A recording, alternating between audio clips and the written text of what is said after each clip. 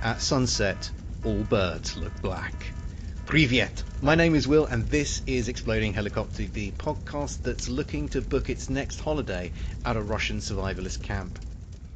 Now, on Christmas Day 1991, the hammer and sickle flag was lowered from above the Kremlin for the last time. Mikhail Gorbachev had resigned, and the Soviet Union was no more. Having thrown off the yoke of communism, the people of the newly independent state of Russia were free to embrace all those symbols of Western capitalist decadence that they'd been forbidden for so long. Big Macs, rock music, and of course, action movies. So the film we're reviewing on this show is Russia's first attempt at making an American-style action film. It's 1992's Red Mob. To help me look at the film, I'm joined by a man who's been training for this show by lifting a large rock repeatedly above his head. He always showers in cold water. It's Nick Rehak. Welcome back to the show, Tavarish. Thank you so much for having me back, Will. I've had you back for this particular episode for no other reason in that your surname begins with an R, so that when I'm kind of doing the titling and stuff for this episode, I can invert it to just add to the Russian flavour. That's perfect. You could even throw a little accent over an A or a K or something like that, or even throw a Y, Rehaxvi or something at the end of it. What I'd ideally like to do is like maybe make the centre of the R sort of like a hammer and sickle design to go. Just to really reinforce that kind of Cold War Russian Soviet Union vibe.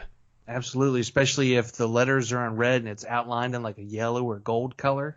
Absolutely. I mean, I am always irritated by films that have some sort of Russian setting that don't embrace the inverted R in the title of their film, because I mean, it should just be some sort of guild standard that you have to do that.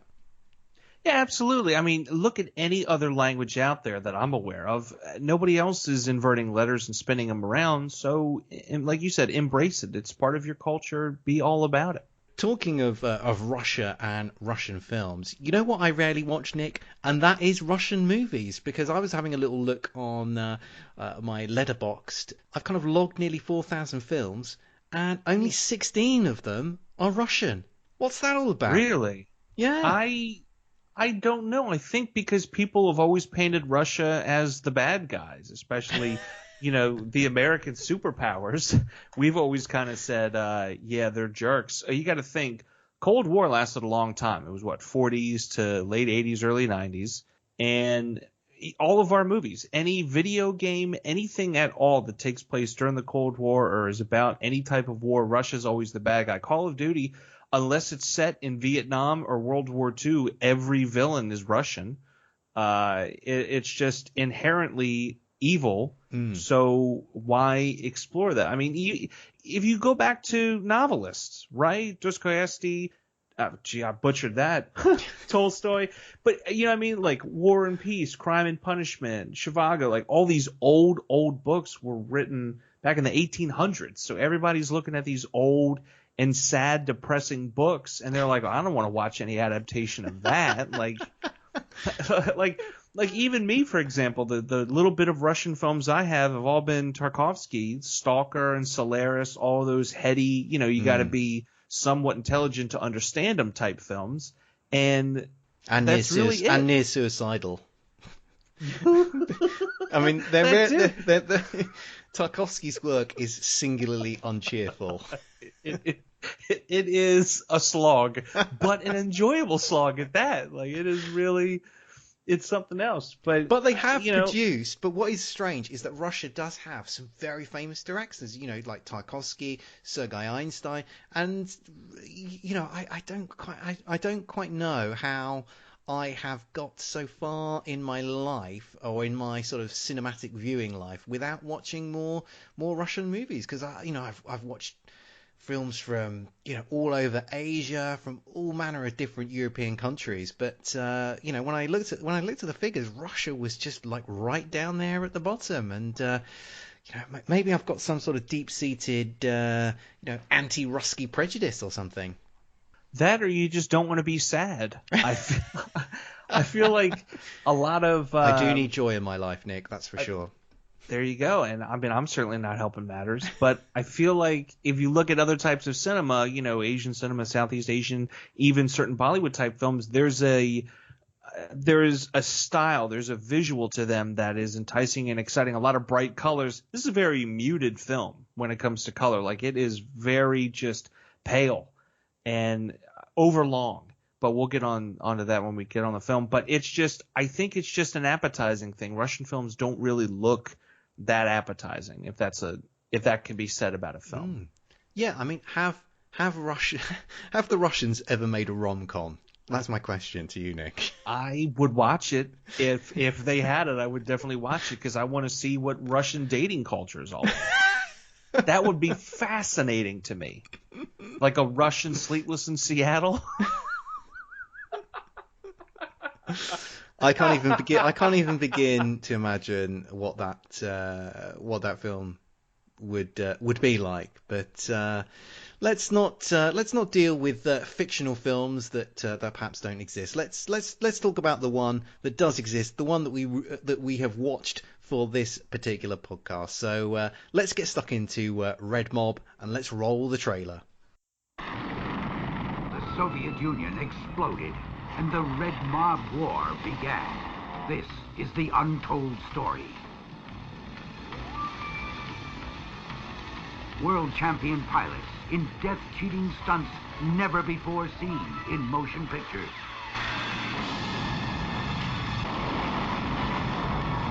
There's your tank arriving. Let's go! Go! Get out of there, hit the dirt. Move it, let's go! Come on! 17 real helicopters and 42 vehicles totally demolished in thrilling scenes of non-stop action. Russia, 1992. The Soviet Union has fallen, and in its place there's an unholy alliance between the newly emergent Russian mafia and the KGB. Oleg, an Afghan war veteran, is running a survivalist summer camp when his son is taken hostage as a retribution for his friend's refusal to lead a drug and gun smuggling caravan over the border. With no other option to save his son, Oleg agrees to lead the caravan himself and is soon pitted against a wave of violence as he attempts to carry out his orders and live to see his son again. This film was directed by Vsevolod Plotkin. Hope I've got that reasonably right. In the role of Oleg, we have Vladimir Menshov, who, along with being an actor, was also a director, and his film Moscow Does Not Believe in Tears won the Oscar for Best Foreign Film in 1980, which... What? Yeah, it's a bit like What? It's a bit like discovering that Sylvester Stallone is a highly regarded art house cinema director in Korea or something. My goodness, I did not see that coming. But yeah, Red Mob has a 5.9 rating on IMDb and a 3.1 out of 5 rating on Letterboxd. So with all of that out of the way, Nick, what did you make of Red Mob? It was tough. It was a tough watch, and I think it's due to how I watched it. I found it on Amazon Prime, so I streamed it, and they didn't have it in its original Russian with like English subtitles. It was just an English dub, and the English dub was done very, very poorly because a lot of scenes just have no sound to them, nothing. Even when there's gunfire and explosions, we don't hear anything because it's muted so we can hear the American translation, which I feel like a lot of it was wrong. And a lot of what was being shouted or spoken just didn't match up. And it was very hard to kind of follow along and stick with it when you were so just far removed from the film because of how it was presented. So I had to watch it twice. And even then, I'm still a little confused about what happened. But as you explained the plot, I'm like, okay, that makes sense. Okay, I remember something like that happening. There's some really cool shots, and I kind of dig the music. But I don't know. It was a little long for me, a little long, and I feel like they could have tightened it up and I don't know. Just I felt like it was missing something. Yeah, I think I have a pretty similar take to yourself. I mean, I think the version of the film I watched, I think was clearly a superior version because I watched an American dub version, but I didn't have there was no sense of missing sound effects or anything like that. So while it was dubbed, I felt like I was definitely getting the full coherent dubbed version.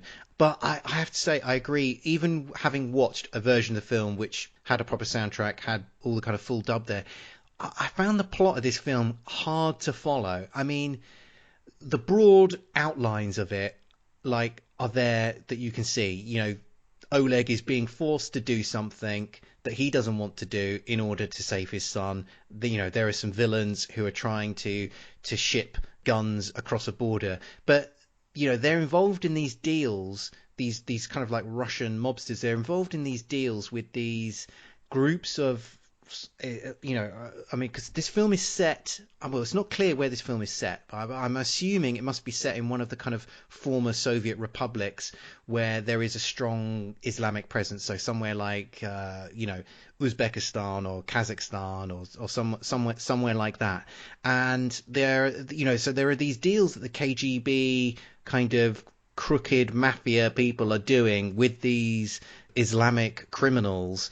But then they betray them, and it's not really clear why, and it's not really clear why they want the guns, or why they're moving the guns from A to B, or these sorts of details are all. I couldn't follow them or understand what they were. So you're sort of left just with the kind of broad outlines of the plot. There are some bad guys forcing this Oleg guy, who's kind of our hero, to do something he doesn't want to do in order to save his son. And yeah, like you, I found this a sort of confusing film. And given the length of this film, it you can kind of sometimes go for the ride with a film, like if it's delivering on sort of like lots of action, but this film, it does kind of spin its wheels on quite a few occasions, and given that you're sort of like got no idea what's going on in the plot, at those moments you do start to feel a bit sort of resentful towards what you're watching. Absolutely, and it just feels muddy, right? Because even if we can kind of figure out, okay, here's the through line, here's what's happening, a lot of the characters, it's just, and it could be again the American dub, their reactions to things, their relationships with each other, nothing to me really spells like this is important. I'm in danger. This is how I'm feeling. I mean, I feel like the son is the most emotive, but I think it's because he's going over the top. There's a lot, like whenever he's sad, he is over the top sad, like almost to the point where I'm like, all right, kid, like let's rein it in a little bit. But everybody else, it's like, who cares? Everybody else just feels like they're there and not really in the film. They're there in the picture, sure, but they're just not present within the character. Like they're going through the motions almost. I don't know. It's just something's missing, and it could be the disconnect with the dub or something, but I want that extra step, and it's not there for me. Yeah, and I mean, that sort of main plot, as you say, involving the sort of conspiracy between the criminals and the disillusioned elements of the security forces. Yeah, I completely agree. It's very muddy. It's very murky. It's not entirely clear what's going on there, and that does, I think, unfortunately become a bit of a problem for this movie. We do also get a kind of a sort of significant B plot within this film. So around, and essentially this involves Oleg, who's this sort of grizzled army veteran who now runs this survivalist training camp. And at the beginning of the film, his son is coming back to I don't know where I don't even know where he's coming back from, whether he's coming back from boarding school or I don't know, whatever. He's sort of coming back to sort of be reunited with his father, but it's very clear that there's a bit of a tension or disconnect between father and son because Oleg clearly doesn't think that his son is a man enough, macho enough, or whatever. And one of the arcs within this film is their relationship, and I'm not really spoiling anything here because everyone who's seen enough films knows that if they're setting that up in the opening scene, then obviously there's going to be some sort of change in the relationship later on in the film where they both come to regard each other differently. Anyway, Nick, what did you make of that aspect of the story? I think there was moments when it worked and other moments when it didn't, because a lot of it felt very one-sided. When the son returns, and I agree, I think it was some kind of boarding school thing. When he returns, he's excited to see his father, and his father feels the same way. But as soon as they get to camp, all of a sudden it's, "You're not my son, you're a soldier." And he very much just treats him like everybody else. There's no like special treatment. There's nothing. There's not even a moment where they're like sitting around the campfire and he's like, "Look, I'm hard on you because of this," or there's no moment where they seem to get closer. And even later on in the film, the son, it's not really a spoiler, it's, part of the plot, the son gets kidnapped. And even when they are reunited, he still makes his son go marching away. Like, he's always kind of pushing his son away further and further. And sure, maybe he wants him to toughen up. Maybe he wants him to be more of a man. But at the same time, you'd think like there would be some type of embrace. There would be some type of welcoming and assuring, just something. But I never felt that touch of like fatherly love or anything like that. It's always just been like, "Well, you're my son, and this is what men do, so go do what men do." And it leaves me wanting more. Yeah. I know, I completely agree. And I think they don't really know what they're doing with that particular plot, because right at the end of the film, you have this moment of, rapprochement between father and son. But it's a really weirdly scripted scene in the fact that Oleg has a go at his son for, showing up at a critical moment in order to try and help out his dad. And it's just a sort of, he really has to sort of go at him. And then Nick, who is sort of Oleg's right hand man, sort of, actually, well, maybe he was trying to help out. And then Oleg sort of, "Yeah, you're right, maybe he was." And it's just like, just a much simpler scene there would have just worked much better to cap off that particular storyline. But as I say, we just have this sort of peculiar scene where Oleg just lays into his son again, and then it all spins around on a sixpence for not very convincing reasons. Yeah, and it just continues to add to all these other relationships, and it all unfolds like that. It's not like there's a handful of strong relationships and this just so happens to be written poorly or acted poorly. It's that way across the board, and it's unfortunate because I want to understand these characters better. I want to understand their motivations. So when stuff starts happening, when you see the son, upset and crying, when you see other characters kind of breaking down and trying to fight for their lives, I'm like, okay, maybe this isn't that serious because they don't look so serious. Maybe, I just have no connection to these characters. So after a while, I'm just like, I kind of don't care what happens to you. And you don't want that, especially in an action film. You want to root for the hero. But sometimes I'm like, well, who's the hero really? Like, who should I be rooting for? I don't know what's going on here.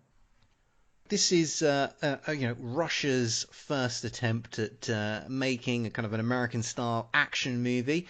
Neither of us have watched, a lot of Russian films. So, how did you enjoy the Russian milieu in this film? The kind of, because it's all set within the country. The kind of plot lines are all very much, specific to Russia and the disintegration of the state and the corruption that emerged in the aftermath of the breakup of the Soviet Union. So yeah, how did you enjoy the Russianness of this movie? I enjoyed it, but there's also parts of it I didn't understand. I didn't understand the Islamic part of it because that threw me off. But you talking about how it could have been in a different part of Russia or a different territory altogether, I'm like, okay, that makes a little more sense. But I think the application of the different vehicles that they were driving, I didn't see a lot in the way of culture. You know what I mean? There was no particular, here's a dinner celebration and we do it this way because sometimes in a film they'll have a particular culture or event that's happening and they kind of explain to the character why it's going on. And it's not for the characters, for the audience to understand, right? There is nothing like that in this movie. So a lot of stuff you're like, okay, I guess that's commonplace. Okay, this is what they do here. Or it's hard to explain sometimes because there's moments like he's got a makeshift chainsaw and that looks cool. Like, okay, well, why is it designed that way? Why this? It offers a lot of questions, but it doesn't give those answers to American audiences. I'm sure in Russia they're like, oh yeah, that makes sense, or oh this or oh that, but a lot of it is just kind of left over. But again, I like that they're using all of their weaponry. Obviously they would. And I like that they're really focusing on some of these car chases, and they're not these fancy, sports cars or tricked out Humvees or nothing like that. Like, they're just generic cars that people would be driving, and it really works, and it adds a level to what's going on a level of believability in what's going on in the film. Well, let's talk about the action that we get here within this movie. Did it deliver for you on that particular front? At times it did, but other times it didn't. And I think more often it didn't than it did. And I say that because we start to see a lot of the same stuff kind of repeated over and over. We see a lot of the same, like, car chase mentality. Everything that they're shooting, it always seems like they hit every single bad guy and the good guy never gets hit. Everything explodes for some reason. I mean, everything. Even the building, literally one of the buildings explodes, and the guy looks at it and is like, oh, fine. And he shoots a rocket into it anyway. And it's like, why does everything have to explode? But there's also a couple really good scenes when the guy is going through the, mosque or religious center, whatever you want to call it, and then it leads into a car chase with this massive truck, and then they're doing burnouts and spinouts in a marketplace. That's really cool. It's different. It's not something that we see a whole lot. It's filmed really well. But what I also kind of appreciated about it is it's sloppy. It's not this perfectly choreographed thing. They kind of bumble around, and it works. It shouldn't. You should look at it and go, oh, that's dreadful. But it kind of works on a level of like, yeah, that's how it would really be. It adds, weirdly, this level of realism that you wouldn't expect from a movie like this.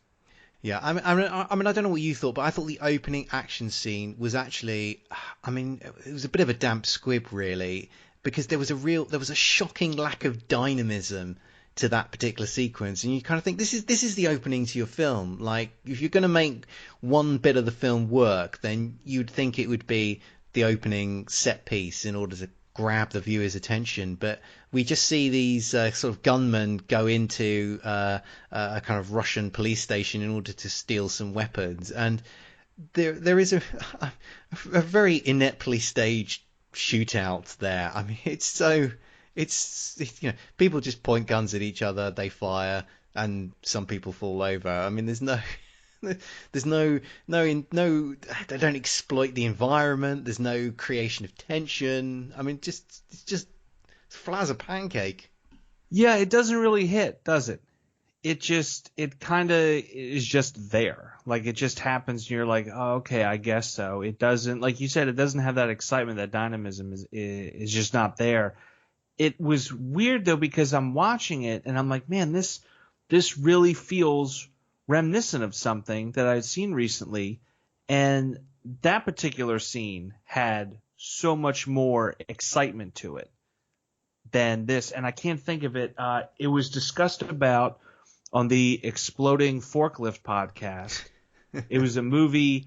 In the very beginning of it, there was a big shootout during a dinner scene because everything is just getting shot up and blown up, and codenamed Vengeance. That's it. So everything is getting shot up and blown up. And I'm like, all right, this is going to be intense. And it felt like it was maybe in a weird way copying that, but it didn't go all the way. No. Like, it just felt like it was coming short. And again, like, there's a guy within the first minute, he's like doing some kind of, looks directly into the camera and then acknowledges, oh, I shouldn't be doing this. Let me continue the scene that I was doing.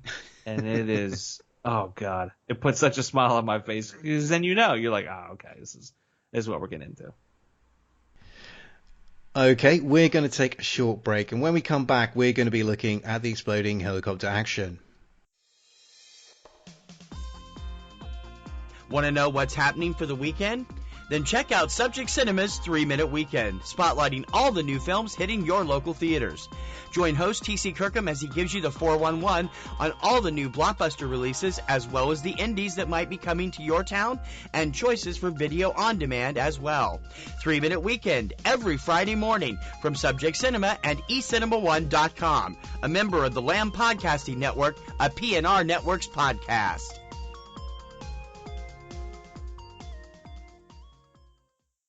We're back, and now we're looking at the exploding helicopter action. And we've got 2 exploding helicopters to discuss. All this occurs during the film's extended climactic set piece. The villains are looking to make their getaway in a small number of helicopters. Nick, who's Oleg's right-hand man, drives a car at speed at one of the choppers that's about to take off. He leaps clear of the vehicle, which continues on through the rear loading door of the chopper, whereupon it crashes and blows up the helicopter. A little bit later, Nick and Oleg have commandeered a helicopter, and they take the opportunity to knock out another chopper that's on the ground by dropping a grenade on it.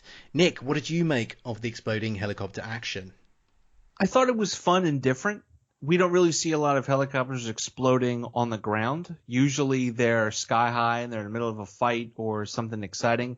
I know driving a car into a helicopter doesn't seem that exciting, especially when we saw it in Die Hard, Live Free or Die Hard, whatever the fourth one was, where they launch it off of a toll booth into a helicopter. But it's a beautiful explosion. And we get several angles of it, and it just gets right up the gut, right in there, and it just works. And then, of course, just throwing a grenade at it, big, beautiful explosions. That's one thing this film succeeds at, is big explosions. Some of them for no reason, but just big and beautiful. And you can't ask. I don't think I've seen fire explosions this big in a long time in some of the films that we've been looking at. It was very exciting to see.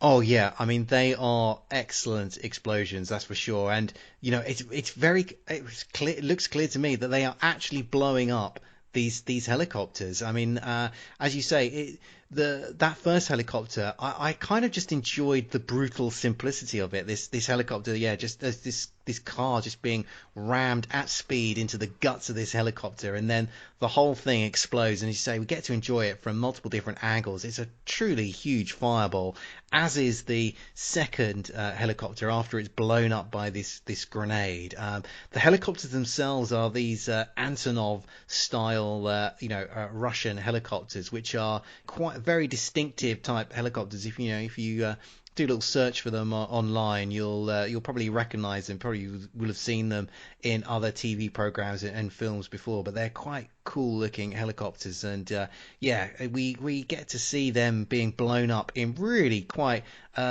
spectacular fashion in this film. I do have to take a little bit of issue with what we get to see in terms of exploding helicopter action within this film, because the reason why I spanked my own hard-earned money out on importing this Vinegar Syndrome edition of Red Mob was because the marketing of this film said that 17 helicopters were destroyed in the making of this film. So, I was thinking, wow, that would make it the record-breaking, that would make it the film with the most exploding helicopters in cinema history if we see that many helicopters explode in it. But sadly, we don't see anywhere near that number. Now, it might be that, I'm not saying that they're lying. That may be that 17 helicopters were destroyed in the making of this film, because the helicopters that we do get to see in this film,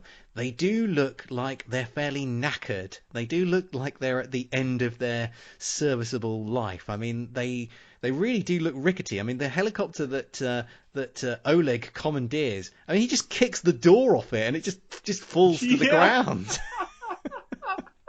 They do look rather beat up, as if they'd been there for some time. Even the paint jobs on some of them, I'm like, we could have spruced this up.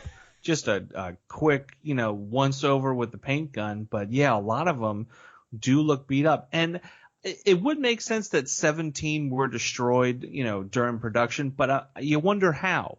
Was it, for some of the final scenes? Was it, maybe there was a helicopter used as a camera and that went down? where does it come in? Because you don't really see we get 2 big explosions, so they're not going to kind of run that over again. I feel like that's a one and done. Let's make sure we got the shot. But 17, that's a little disappointing that it doesn't happen. Well, I mean, in some ways, I want to see it. I want to see it, but right here now, podcasting with you about it, I wouldn't want to be, okay, now we need to talk about the 13th exploding helicopter in the film. What did you make of that, Nick?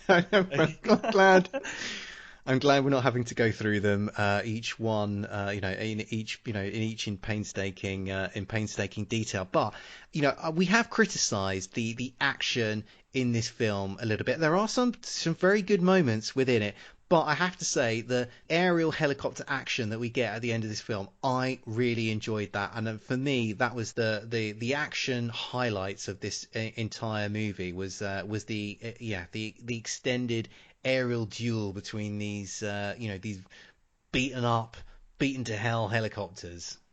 Especially because it's not like the pilot is driving through and there's a guy on a built-in machine gun, or there's already guns built into the chopper. There's literally people hanging out of the door shooting at each other, like kind of squaring off like 2 boxers would square off. It's not like there's one chasing the other behind and leapfrogging each other and firing these shots. Like they are really just like aim for him, like spin me around, I want to get a good shot at it.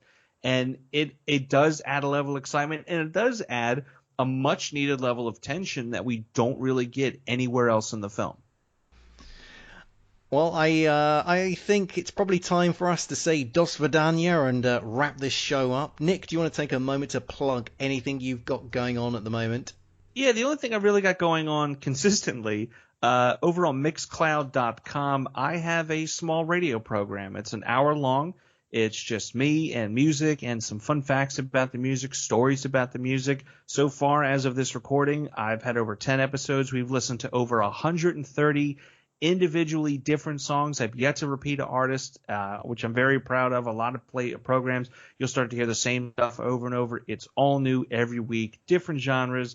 It's just a lot of fun. Every Tuesday an episode is out, so when you get a chance, give it a listen. Yeah, go and check it out. As always, and here's something else you can check out. Check out the Exploding Helicopter website at explodinghelicopter.com. If you can rate, review, or retweet us, we'd be very grateful. We'll be back soon. But until then, keep watching the skies for those exploding helicopters.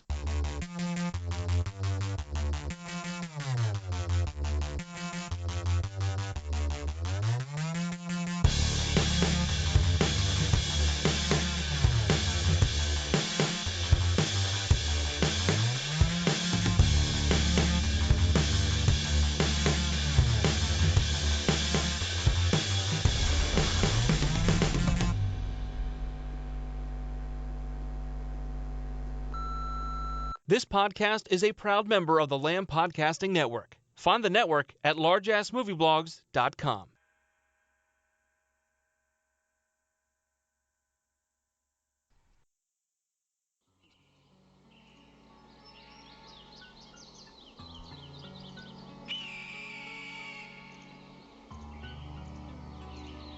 Papa! The water's ice cold! Impossible. Try it again. There's no hot water! There isn't even a faucet for it! Check inlet.